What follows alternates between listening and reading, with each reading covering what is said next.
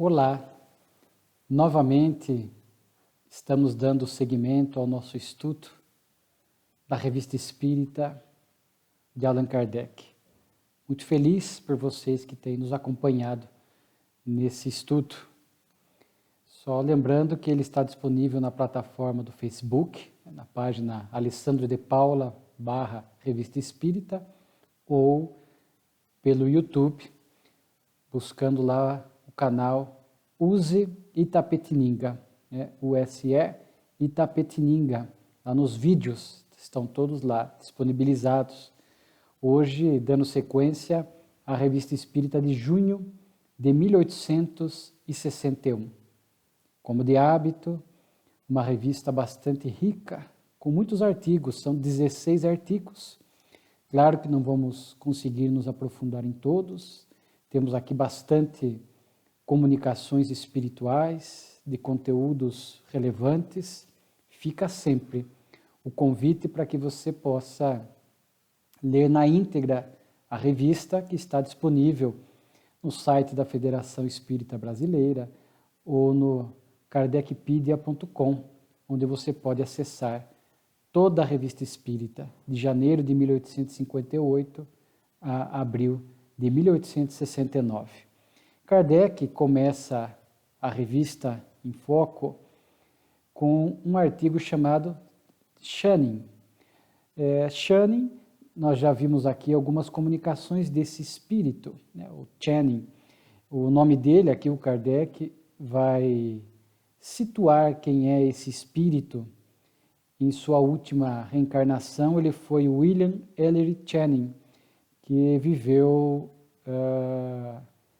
grande parte da sua vida como pastor protestante em Boston. E Kardec vai trazer aqui na Revista Espírita, chegou ao seu conhecimento, um discurso que Channing havia dado em vida, enquanto encarnado, após a morte de um amigo, num domingo de Páscoa, isso no ano de 1834.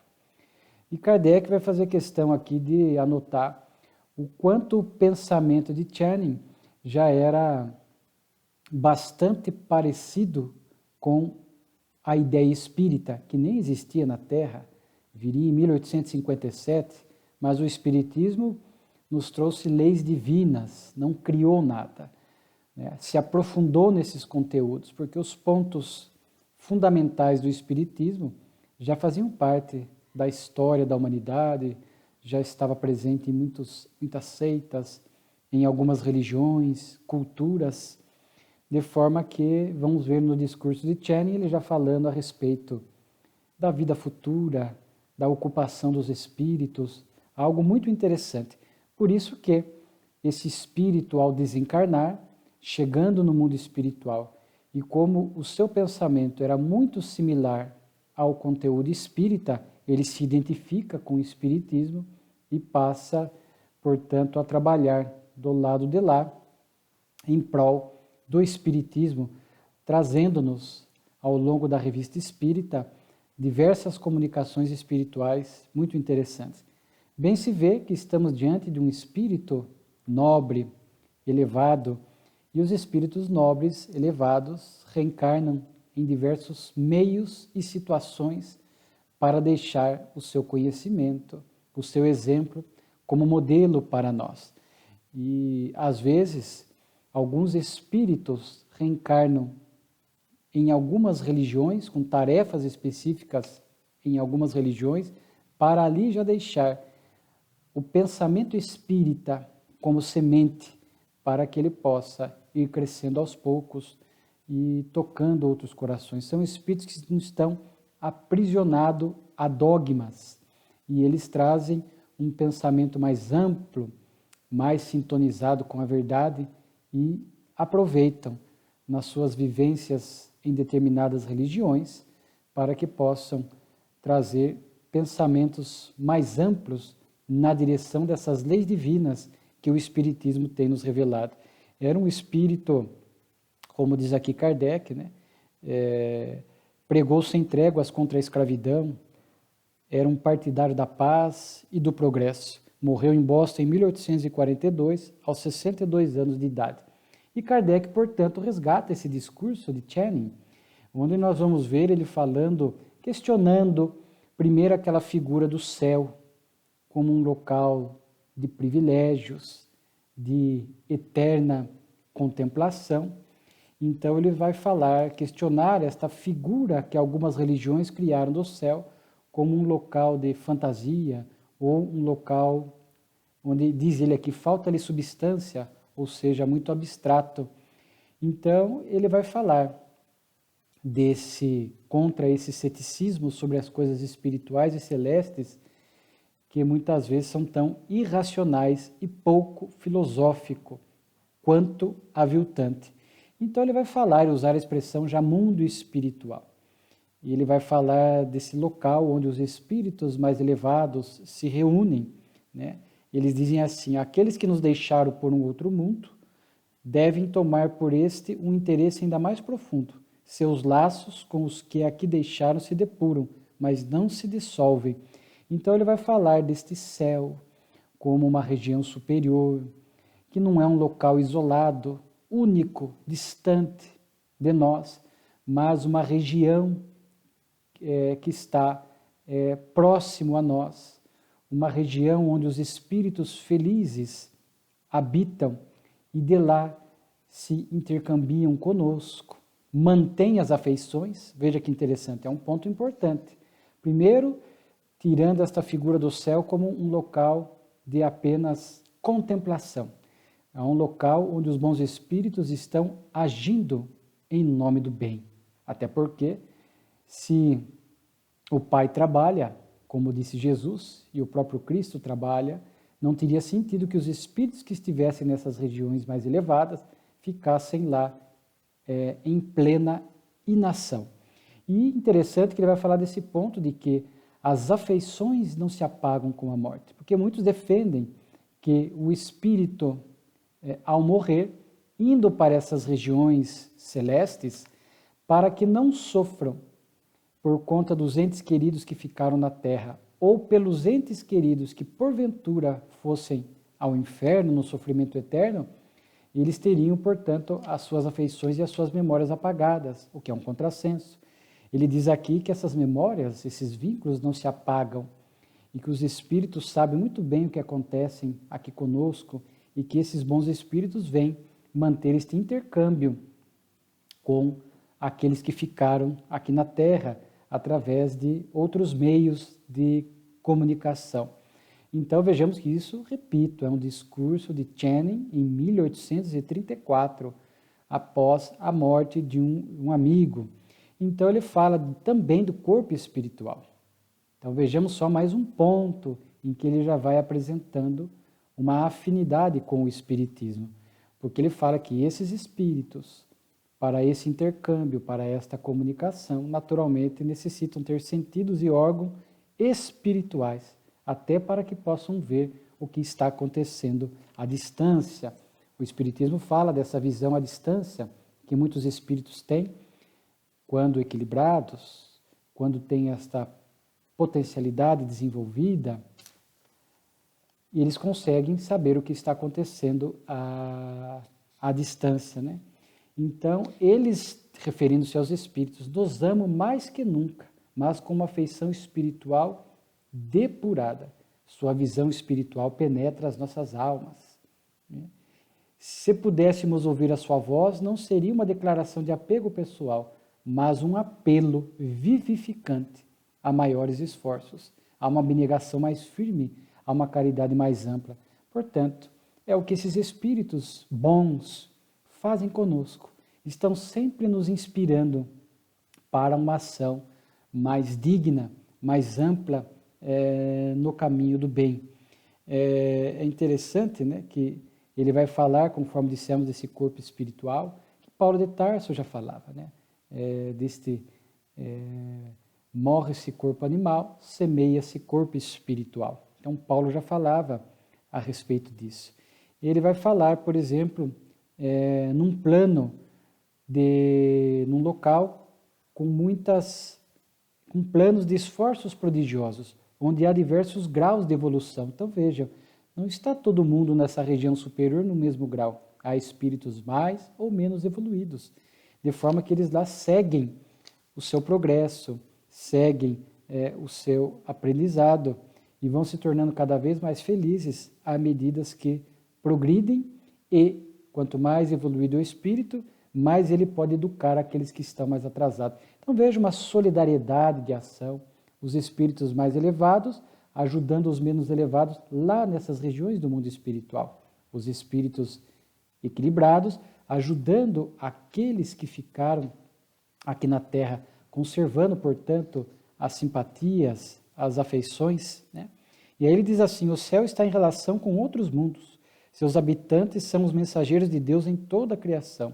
Eles têm grandes missões a cumprir. Então não fala de uma única região circunscrita, isolada, mas essas regiões onde os espíritos superiores habitam, os bons espíritos habitam, estão em diversos locais, não é uma região única, estão integradas, estão interconectadas com outros mundos físicos, estão conectadas com as outras moradas da casa do Pai, e esses bons espíritos, quanto mais evoluídos, mais trabalham nessas grandes missões para cumprir a vontade do Pai. E aí vem a nota de Kardec, elogiando esse discurso de Channing, dizendo que só faltou a fala da reencarnação. Claro, isso ele não poderia fazer, talvez até acreditasse intimamente. Já vimos na atualidade alguns religiosos, inclusive declaram a sua simpatia pela reencarnação, outros conservam apenas intimamente, outros declaram, mas ali, como sendo um pastor protestante, ele não falou da reencarnação e não sabemos se ele tinha esta afinidade com a reencarnação. Mas o fato é que, como diz Kardec, né, admite o mundo invisível ao redor de nós, em meio a nós, cheio de solicitudes por nós, ajudando-nos a progredir. É uma visão muito mais afinada com a amorosidade e a misericórdia de Deus do que como se esses espíritos bons ficassem num local único, reclusos, contemplando, com as memórias afetivas apagadas, né? Então, é uma imagem muito mais dinâmica, muito mais correta do amor de Deus por nós. No mundo celeste, admite não a contemplação perpétua, mas a atividade e o progresso. Admite a pluralidade dos mundos corpóreos, mais ou menos adiantados. Então, Kardec vai aqui ao final dizer que Channing era um espírita por intuição. E é interessante essa expressão. Conforme dissemos, embora o espiritismo não houvesse à época, as leis divinas estudadas pela doutrina eram aceitas por muitos povos e culturas. De forma que hoje ainda vamos encontrar espíritas por intuição. São às vezes pessoas que nascem ali na infância, na juventude, e já começam a apresentar ideias compatíveis com a doutrina. Muitas acabam buscando o espiritismo para poder desenvolver este conhecimento, ampliá-lo em relação àqueles pontos que já trazem. Da onde vem essa intuição? Porque o espírito já teve contato com a ideia da reencarnação, da pluralidade dos mundos habitados, do intercâmbio mediúnico em outras reencarnações, ou, ao menos, no mundo espiritual, antes da reencarnação. Então, o espírito já traz esse conhecimento, portanto, traz esta intuição, e muitos aqui na Terra acabam buscando o espiritismo. Outros não buscam. E repetimos, o espiritismo não faz proselitismo, não quer converter a pessoa ao espiritismo. A sua proposta é de pregar e fazer com que as pessoas vivenciem o bem. Isso é muito importante. Mas conhecemos pessoas que conservam a sua religião, mas ali mantêm simpatias, afinidades por determinados pontos do espiritismo.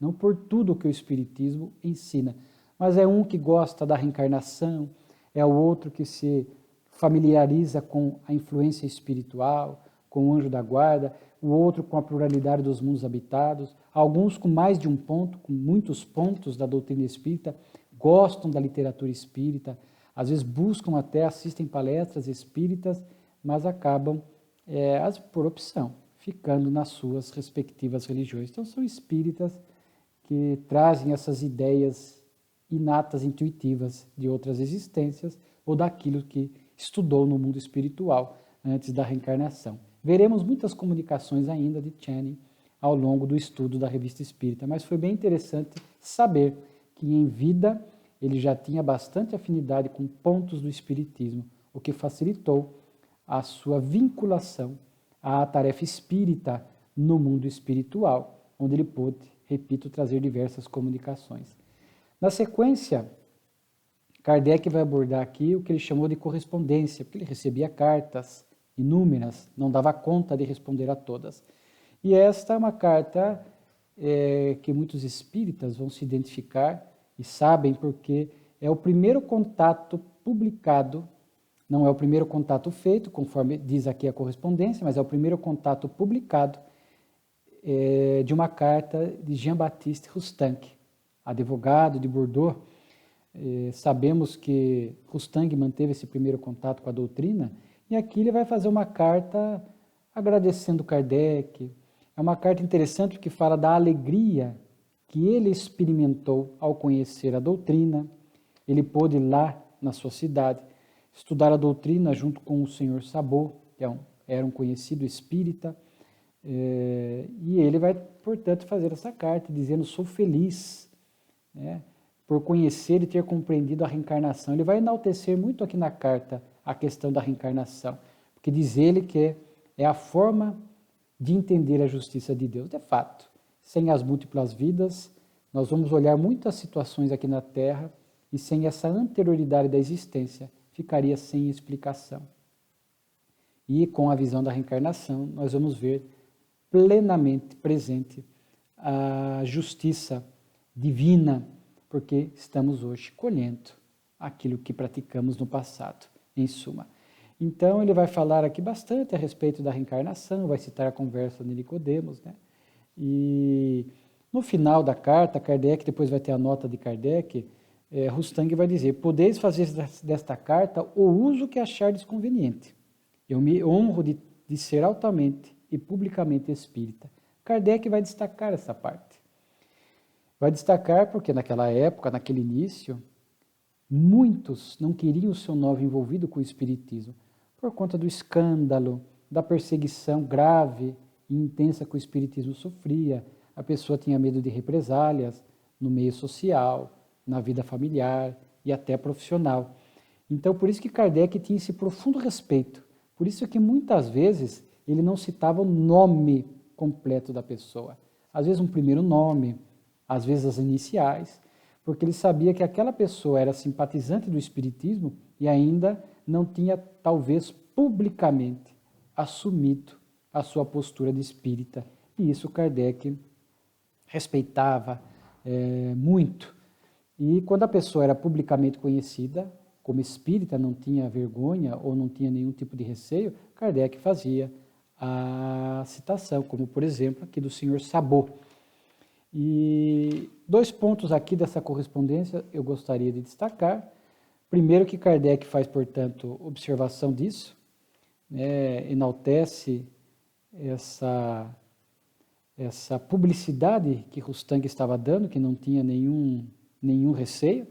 Ainda hoje, diminuiu e muito a intolerância, a perseguição e as distorções contra o espiritismo. Tivemos épocas aqui no Brasil, início, as primeiras décadas de 1900, que era difícil, era coisa de polícia, havia perseguição, uma intolerância grave. Hoje, diminuiu. Talvez isoladamente, aqui e acolá, vamos encontrar ainda pessoas que não sabem bem o que é a doutrina e, por ignorância, criam essas intolerâncias, essas perseguições. E algumas pessoas ainda, principalmente aquelas que mantêm, conforme falamos no primeiro artigo, a sua vinculação religiosa, que não é o espiritismo, às vezes vêm à casa espírita, preferem um anonimato, preferem não ser vistas, com medo até de represálias familiares, por conta da intolerância que alguns ainda nutrem. Mas diminuiu bastante. Hoje nós podemos, via de regra, nos apresentar como espírita, sem aqueles aborrecimentos de outrora. E Roustang, nós vamos ver que na Revista Espírita serão publicadas outras cartas de Roustang, textos de Kardec, porque depois, mais à frente, Roustang vai lançar a obra, os seus 4 evangelhos, e ele vai, em alguns pontos, divergir do Espiritismo. Ele vai seguir apenas uma médium, a Madame Collignon, faltará a ele a universalidade dos ensinos, que Kardec tanto preconizou, e principalmente alguns pontos, corpo fluídico de Jesus, talvez o mais conhecido, mas o fato é que Rustang vai se desvincular um pouco do pensamento puro do Espiritismo, colocando alguns pontos que ele diz revelação dos Espíritos, mas que seguiu apenas a orientação de um único médium, o que é sempre muito perigoso. Recentemente, estamos no ano de 2021, para aqueles que vão assistir oportunamente, maio, recentemente, há alguns meses atrás, ou há mais de um ano e pouco, a Federação Espírita Brasileira retirou do seu estatuto os 4 Evangelhos de Rustang como uma obra de referência doutrinária, justamente por alguns pontos que destoam daquilo que o Espiritismo ensina. Veremos Kardec falando disso mais à frente na Revista Espírita. Depois temos aqui uma bela poesia, para quem gosta, é longa, quem quiser ler, a respeito da prece, pelo Espírito Joly. Muito bonita a poesia, tanto que após ela, Kardec vai falar da beleza, que ela foi realmente ditada por um espírito elevado, porque a poesia vai falar que a prece não retira o sofrimento, a dor, porque Deus não derroga as suas leis a nosso pedido. Mas a prece cria uma sintonia com os bons espíritos, a fim de que possamos receber esta força moral, este incentivo da espiritualidade, para que possamos seguir vencendo as dificuldades que sempre são oportunidades de aprendizado e de reflexão. Ele diz aqui, a prece faz sentir sua pena menos pesada.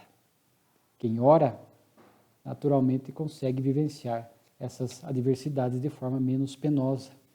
E, em segundo, a prece faz com que a pessoa, ou a pessoa objeto da prece, que às vezes estamos orando por alguém, possa inspirar-lhe o desejo de arrependimento e reparação do erro. Então, alguém está no equívoco e nós podemos orar por essa pessoa, por esse espírito, para que ele se arrependa, para que ele mude. E essa prece, porque o espírito ou a pessoa receberá este pensamento, receberá esta onda eletromagnética, receberá esta vibração, e isso vai ajudando, propiciando, permitindo que esse espírito ou a pessoa possa refletir sobre eventual erro que ainda esteja presente na sua existência. Depois nós temos aqui o Palestras Familiares Além Túmulo, né? Sempre muito presente na Revista Espírita, quando há as evocações, e nós aprendemos tanto com essas evocações de Kardec, e ele inclusive repete algo que nós já falamos no passado, que se aprende muito com os espíritos inferiores que estão em situação de sofrimento ou em posições às vezes insignificantes no mundo espiritual, e que a grande preocupação de Kardec era entender esta passagem, a transição da vida física para a vida futura, a vida espiritual. A passagem, diz ele aqui, tão temida, que só o Espiritismo nos faz encará-la sem pavor e que podemos conhecer só estudando os casos atuais. Então, Kardec tinha um propósito muito superior de buscar realmente esses aprendizados nessas evocações que ele fazia. Ele vai evocar aqui o Marquês de Saint-Paul, ou Saint-Paul, e é interessante essa comunicação, porque foi a pedido de uma irmã, e Kardec percebe que isso podia trazer um aprendizado amplo. Aquelas perguntas de praxe, né? Kardec pergunta, levaste muito tempo para vos reconhecer? Fiquei muito tempo em perturbação, da qual só saí para abençoar a piedade dos que não me esqueciam e oravam por mim. Vejamos aqui um testemunho de um espírito que estava em perturbação após a morte, e a prece dos entes queridos aqui da Terra o ajudaram a sair dessa situação. Então é um testemunho do efeito prático da prece na vida dos espíritos que estão em perturbação. Diz ele que depois que sai dessa perturbação, reconheci minha mãe e meu pai, que me receberam e iniciaram-me na nova vida. Antes de morrer, aqui assim, o ponto alto dessa comunicação é que antes de morrer, ele teve uma revelação do mundo espiritual, uma visão daquilo que o aguardava, uma visão do mundo espiritual, antes da sua separação do corpo físico. E aí Kardec faz uma nota, e as notas de Kardec são sempre extraordinárias, dizendo que alguns espíritos, quando estão ali na iminência da desencarnação, às vezes normalmente estão doentes, estão em leitos hospitalares ou em casa, às vezes enxergam parentes que já partiram, enxergam cenas do mundo espiritual, e às vezes é comum, às vezes a pessoa está até meia de idade, e às vezes fala, estou vendo fulano e tal, e alguns acham que é por conta da demência senil ou por conta da doença. Pode ser, mas às vezes são essa antivisão da vida espiritual que os aguarda. E Kardec diz que isso tem uma finalidade de suavizar pela esperança o pesar de deixar a vida física. Então é como se o espírito ali que está na iminência da morte, ao ter acesso a essas visões do mundo espiritual, ele pudesse ter certeza da vida que segue. Às vezes vendo parentes queridos que já partiram, a certeza de que eles estão ali o aguardando, que irão recebê-lo no mundo espiritual, para que isso possa dar um pouco mais de confiança, de esperança, dissipar o medo da morte, para que ele possa fazer essa transição num clima de mais tranquilidade e de mais confiança, porque a vida segue e há espíritos que estarão cuidando de nós. Então, muito bonita essa nota de Kardec. E aí o espírito finaliza dizendo que está no mundo transitório. Sem dúvida, meu estado é 1000 vezes preferível ao do que eu estava na Terra, mas sempre levarei comigo as aspirações do verdadeiro bem e do verdadeiro belo, e a minha alma só será saciada quando voar aos pés do Criador. Uma linguagem poética, né? O Espírito falando aqui que ele reconhece a sua situação e que ele ainda tem muito a aprender e quer progredir. Já falamos, há progresso no mundo espiritual. E o Espírito sabe que quanto mais ele progride, intelecto e moralmente, mais ele se aproxima do Criador.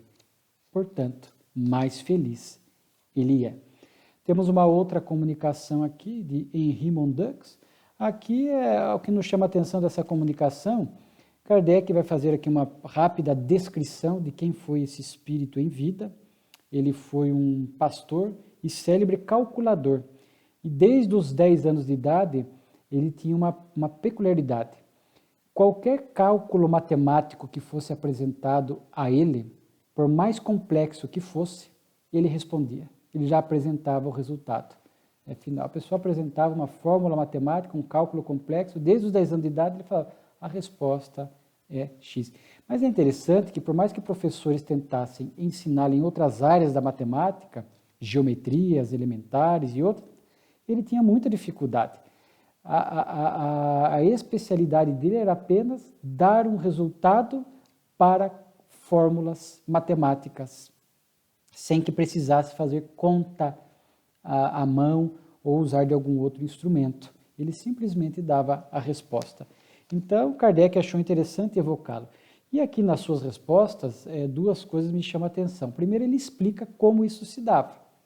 Então, ele disse que ele veio já com essa missão, que ele tinha essa possibilidade, inclusive mediúnica, ele era médium, e os espíritos mostravam para ele o resultado. Ele diz assim, que meu espírito foi feito de propósito para ver esses números, que outros espíritos me forneciam. Ele os captava melhor do que eu faríeis. Então, vejamos assim, que era... Ele vai falar que ele já teve outras vivências na área da matemática, portanto ele tem uma predisposição a isso, e ele veio, a forma como isso se dava, eram os espíritos que mostravam a ele a resposta, e ele, pela mediunidade, via e simplesmente falava. Por isso que ele não conseguia, por exemplo, demonstrar o cálculo empregado para chegar naquele resultado, mas tinha uma missão. Porque aqui é curioso que, por mais que ele apresentasse resposta para cálculos complexos, o seu conhecimento na matemática era sempre muito limitado, ele não ia adiante, era só para aquilo. E isso intrigava os matemáticos, e era essa a finalidade da sua reencarnação.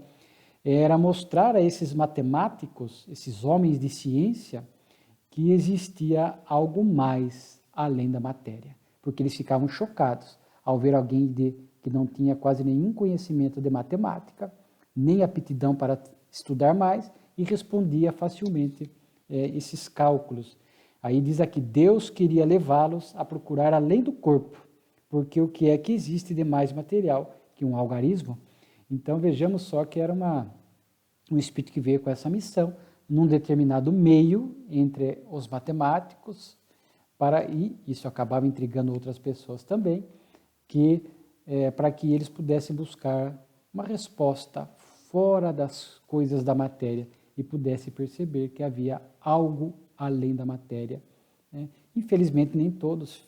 Às vezes a pessoa fica preso no inexplicável, no mistério, e não tenta ir adiante para entender, porque às vezes ela iria se deparar com essas respostas que estão nas leis espirituais da vida. Então ele veio até como missão nessa área. E interessante que ele tentou ganhar algum dinheiro com isso, mas foi muito pouco, ele até lamentou, mas o que foi até bom para ele, porque a gente sabe que a mediunidade, na verdade, ela deve ser manejada gratuitamente, não se deve ganhar dinheiro com a mediunidade, conforme está no Livro dos Médiuns, o Evangelho segundo o Espiritismo. Isso é um princípio básico da doutrina, dai de graça o que de graça recebeste. E ele diz que o fato de ter conseguido poucas rendas com essa habilidade que ele tinha, até não deixou de ser útil, porque ele se comprometeu menos. Porque se tivesse ganho muito dinheiro com esse potencial mediúnico, o tamanho do seu comprometimento moral era mais grave. E por fim, uma comunicação da senhora Anais Gordon, um espírito muito elevado, um espírito bem diferente, que não teve perturbação, despertou em paz no mundo espiritual, porque diz, morreu jovem, né? Foi evocada a pedido do pai e do marido, e ela diz assim, morri nova, porque eu terminava minhas provas terrestres. Então, esse é o ponto alto da comunicação, porque muitas pessoas desencarnam aos 30, 40, 50 anos de idade, de variadas formas.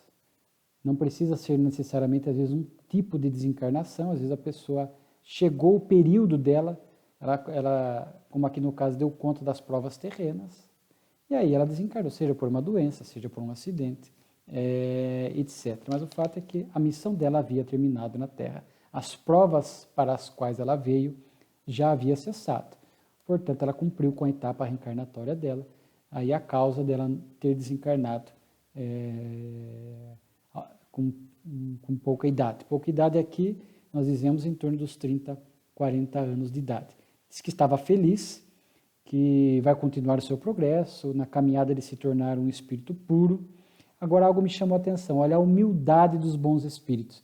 Perguntado a respeito de um cunhado morto, se ela o havia já encontrado no mundo espiritual, ela disse, eu o vi quando cheguei entre os espíritos, agora não o vejo mais. E aí Kardec pergunta, mas por que você não o vê mais? Nada sei a respeito. E aí Kardec, na sequência, para o aprendizado, evoca este cunhado desencarnado e pergunta a ele, como é que a vossa cunhada não vos vê mais? Ela elevou-se. E aí Kardec vai fazer uma observação. Quando ela disse nada sei a respeito, o fez por modéstia, porque na verdade ela estava numa região superior mais elevada, por isso que não o encontrar. Poderia, os espíritos que estão em regiões superiores, ele tem livre trânsito nas regiões inferiores, podem visitar entes queridos, visitas de socorro, visitas de missão, etc. E de forma que ela poderia vir visitar o cunhado.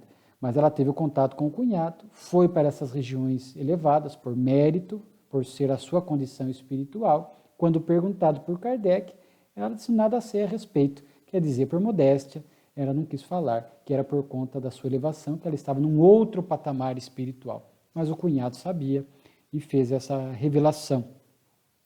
E ambos, os espíritos aqui, o cunhado e ela, a senhora Gordon, vão mandar mensagem para os encarnados, né, falando que não adianta a tristeza, não sofrer com o luto.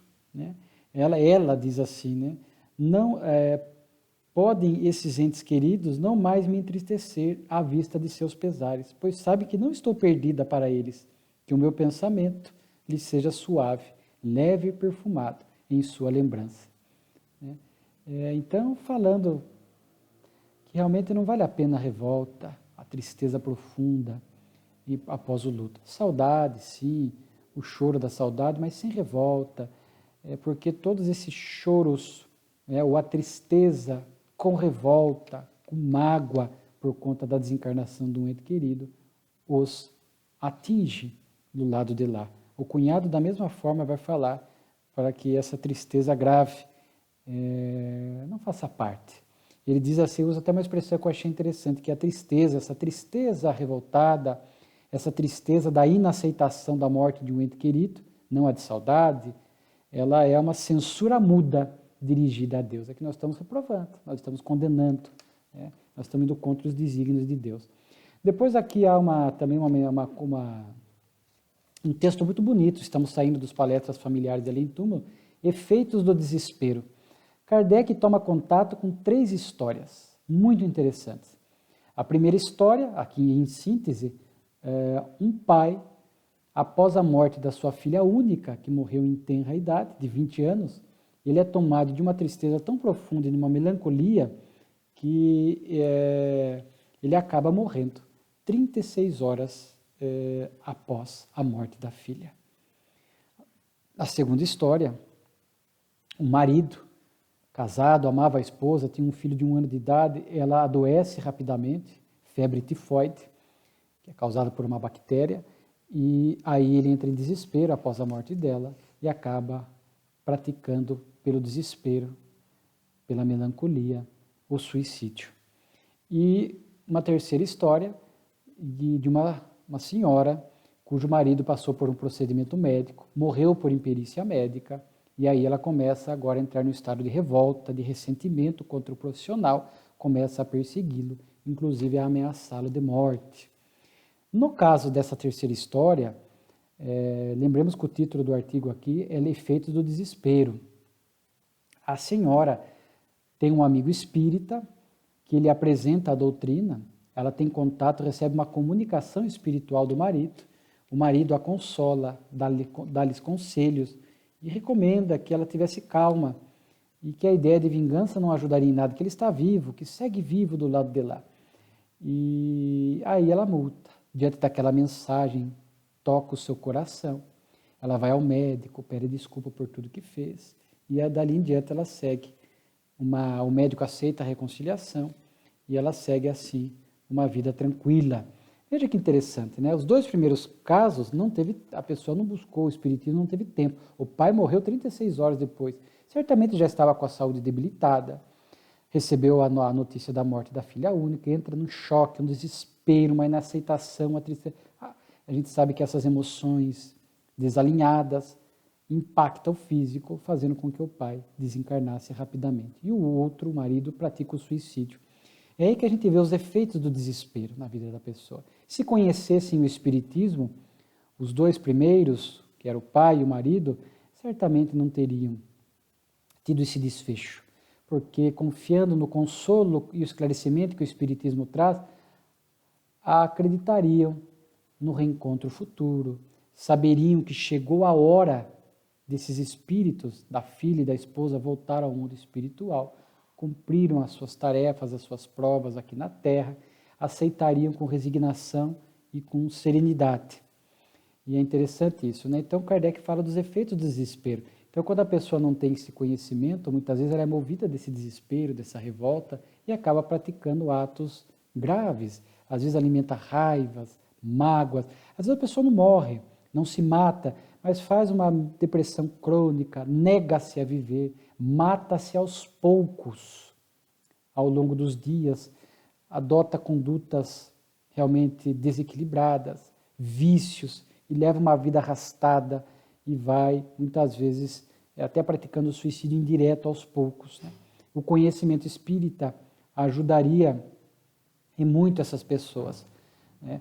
Não é fácil, não estamos dizendo que é uma coisa simples e fácil, mas ao longo desses 164 anos de espiritismo, quanto consolo, quanto esclarecimento, quantas vidas ressignificadas, reequilibradas, a partir do momento que às vezes a pessoa enfrenta um dissabor, uma adversidade, procura o espiritismo, entende e acaba a partir dali equilibrando os passos aqui na Terra, né? Às vezes diante dessas situações. Na situação terceira, o erro médico, às vezes acontece ainda hoje. Ninguém morre por erro de outrem. Se alguém desencarna por erro médico, é porque a hora, o período da pessoa voltar ao mundo espiritual chegou. Porque se não é devida a desencarnação naquele período, naquele contexto, a espiritualidade interfere. Quantos médicos são advertidos de um erro que iriam cometer o que estão cometendo? Às vezes a pessoa fica com um erro médico, às vezes no caso da pessoa ficar com um bisturi dentro do corpo após a cirurgia, não morre. E há outras, por um pequeno falha, acabam desencarnando. Então há uma supervisão espiritual para que ninguém morra antes do momento, por falha de terceiros. Agora, nada impede que alguém que tenha sido vítima de um erro médico ou um ente querido que morreu por erro médico, naturalmente que a pessoa pode buscar o Poder Judiciário para alguma indenização, mas sem estar movido pelo ódio, pela raiva, perseguir, se vingar da pessoa que causou aquela situação, né? Então, a gente o faz de forma equilibrada, buscando aquilo que a lei humana nos ampara, mas sem estas perturbações da alma, sem essas perturbações morais, né? Então, é muito interessante esse artigo, Efeitos do Desespero. Então, a gente vai vendo imensuráveis bênçãos que o Espiritismo vai trazendo na vida dessas pessoas, dissipando ou atenuando os efeitos do desespero, pelo consolo e pelo esclarecimento que traz. Agora nós vamos entrar aqui nas mensagens espirituais espontâneas, são diversas, repito, nós não vamos conseguir falar todas. Gostaria de destacar aqui, para que vocês possam buscar, uma mensagem do espírito Erasto, é um espírito atuante naquela época da codificação, chamada mensagem Muitos Chamados, Poucos Escolhidos. É uma verdadeira carta de Erasto aos espíritas, trazendo para nós um mecanismo de autoavaliação. Ele vai trazer pontos objetivos que o espírita deve avaliar na própria existência. Ele vai falar: as línguas de fogo estão sobre vossas cabeças. Ide e pregai a palavra divina. É chegada a hora em que deveis sacrificar os vossos hábitos, os vossos trabalhos e as vossas ocupações fúteis. Olha que beleza de recomendação. As ocupações fúteis que ainda o homem velho insiste em manter, os hábitos doentios, a partir do contato com a doutrina, a gente vai se disciplinando para ir superando esses hábitos que nos complicam, nos desarmonizam e nada colaboram para o nosso progresso espiritual. Ele vai falar muitas coisas bonitas, mas o que me chama a atenção aqui ao final da comunicação é que ele é assim, ó: se muitos dos chamados ao Espiritismo se desviaram, por que sinal conhecer os que estão no bom caminho? Como saber se nós espíritas estamos no caminho correto? E aí ele vai dar uma dica bastante prática. Reconhecê-los-ei pelos princípios da verdadeira caridade que professarem e praticarem, pelo número de aflitos aos quais levarem consolo, pelo amor ao próximo, pela abnegação, pelo desinteresse pessoal. Então é uma forma: quantos aflitos temos consolados? Quantos aflitos consolamos na última semana, no dia de hoje? São formas de aferir como anda o nosso compromisso com a doutrina, com o Evangelho, com Jesus, que estamos trabalhando na vinha do Senhor. Qual o nosso grau de abnegação? O nosso grau de amor ao próximo? Como anda o nosso desinteresse pessoal? Como anda o nosso combate ao egoísmo? Então, tem uma carta, um texto de Erasto muito útil, muito prático para nós espíritas, e é um texto que vai nos ajudar muito na reforma íntima, no autoconhecimento, porque a mensagem traz pontos muito interessantes para que possamos sempre estar nos avaliando no nosso cotidiano, no nosso dia a dia. Uma outra comunicação também que é muito boa, a ocupação dos espíritos. Aqui a comunicação vai falar o que fazem os espíritos de segunda ordem e os de terceira. Os espíritos que estão em situações intermediárias, diz ele, estão lá no mundo espiritual, se preparando para uma vida futura, aperfeiçoando-se, né? Atentos aos que podem levar a falir novamente, autoconhecendo-se, não há tédio. Então, aqueles que estão em condições intermediárias, que estão no mundo espiritual, estão ali preparando-se para uma nova reencarnação, trabalhando, progredindo, estudando-se, para que possam ter uma reencarnação exitosa. Os espíritos inferiores, olha que lucidez, sobretudo os que têm pesadas faltas a expiar, o tempo se mede por seus pesares, seus remorsos e seus sofrimentos. Os mais perversos dentre eles procuram subtrair-se, fazendo o mal, isto é, sugerindo-o. Então, são narrativas dessas condições diferenciadas no mundo espiritual, onde cada tipo de espírito, conforme o seu grau de evolução, está identificado ou vinculado a determinadas formas de ação. Uma comunicação sobre o deboche, aqui nos remete ao dia de hoje, porque existem muitos aqui formadores de opiniões que fazem apologias ao deboche, ao prazer descontrolado, à volúpia, né?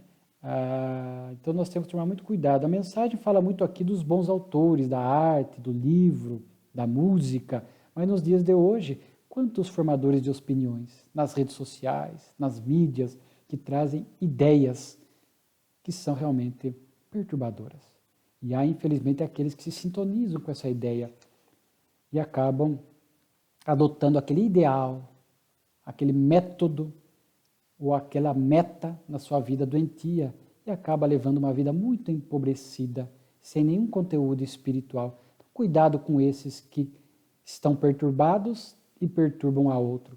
Escrevem livros, escrevem textos, falam, são muitas vezes alguns influencers que estão aí trazendo ideias que não têm nenhuma sintonia com o bem, com o belo e com o divino e acabam, se nós permitirmos, porque é livre-arbítrio, nós podemos dizer não, mas se aceitamos porque aquilo tem alguma afinidade ou alguma sintonia em nós, a responsabilidade é nossa. Eles também se comprometem diante da lei de Deus por divulgarem, fazerem apologia a esse tipo de vida, mas nós somos responsáveis diretos, porque aceitamos, porque podemos simplesmente dizer não e seguir fiel aos valores que o Cristo nos ensinou como uma forma de viver em paz, no bem e sintonizado com o alto.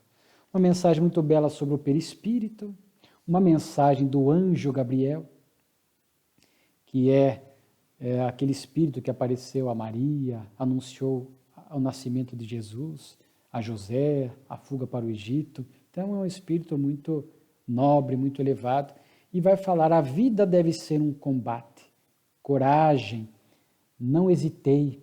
Então, está falando desse bom combate, desse olhar para dentro, os conflitos, os limites, os potenciais. Como Paulo falou, né, travar o bom combate é necessário, só há progresso com o bom combate. Quando a gente olha para dentro, sem orgulho, com profunda humildade para reconhecer os erros, os acertos, ampliar os acertos, as virtudes e corrigir os erros, as falhas, né, com muita coragem, porque olhar para dentro de si, sem nenhum mecanismo de fuga, exige coragem. Não hesitar. Muitos começam e param, começam psicoterapia e a hora que começa a tocar nas feridas profundas da alma, param. Nós não estamos muito habituados a lidar com o negativo, queremos deixar debaixo do tapete, no inconsciente, mas cedo ou tarde, esses conteúdos não trabalhados ressurgem nesta existência, muitas vezes no mundo espiritual, em futuras existências, porque tudo aquilo que não está resolvido ou sanado dentro de nós, cedo ou tarde ressurge para ser trabalhado. Então, uma excelente assertiva do anjo Gabriel para este bom combate. Duas mensagens sobre a transição planetária que estamos vivendo. Uma, despertai, e aqui fala que os tempos são chegados, e o reino do materialismo instala e vai desabar. É que os prazeres do corpo, em breve desprezados, vão dar lugar ao reino da ideia. Portanto, é esse período que nós estamos vivendo, ainda de transição. Ainda há este reinado do materialismo, do consumismo, do individualismo, do sexualismo, do sexismo, dos prazeres, mas já há também aqueles que querem um mundo melhor. que, como diz a próxima mensagem, transformação, já estão querendo encontrar a terra prometida, porque aquela simbologia da terra prometida no Antigo Testamento é o mundo regenerado do porvir. Esta simbologia, a terra prometida, aos judeus, nada mais é do que esta terra regenerada e renovada do porvir, de forma que devemos despertar e buscar estes valores nobres da alma, para que possamos ser protagonistas e agir nessa construção do mundo novo. Há uma comunicação sobre o gênio e a miséria, né? Então, é a aprovação terrível do homem de gênio, sobretudo do que é dotado de faculdades superiores, presa das exigências da miséria. Então, aqueles que têm um conhecimento além da conta, uma superioridade, que também se expressa no lado moral. Conviver, às vezes, neste meio ainda hostil da miséria moral e intelectual, mas sem se abalar, sem se abater, seguir fiel ao bem e ajudando aqueles que ainda caminham nas trevas, sem a prepotência, é claro, porque se é uma alma nobre, já superou, então ele vai seguir caminhando, mas estendendo as mãos aos que estão à sua volta, ajudando-os a se libertar da miséria, intelecto, moral, a miséria do espírito, né? E, por fim, a última mensagem, a separação do espírito, é uma comunicação que fala a respeito deste momento do desligamento do espírito com o corpo, conforme vimos numa das comunicações do Palestras Familiares, Palestras Familiares de Além Túmulo, e aqui o espírito Ferdinando vai trazer assim uma mensagem curta, mas que nos fala a respeito desse desligamento, desse despertar, dessa chegada no mundo espiritual. Então é muito bonita a revista, 16 itens, fica aqui o convite para a leitura na íntegra, conforme dissemos, sempre profundamente gratos por esta tarefa maravilhosa de Kardec, através da abençoada, da iluminada Revista Espírita. Muito obrigado, que todos tenham uma semana de muita paz, de muita luta, do bom combate, como o anjo Gabriel nos deixou na sua mensagem que nós citamos.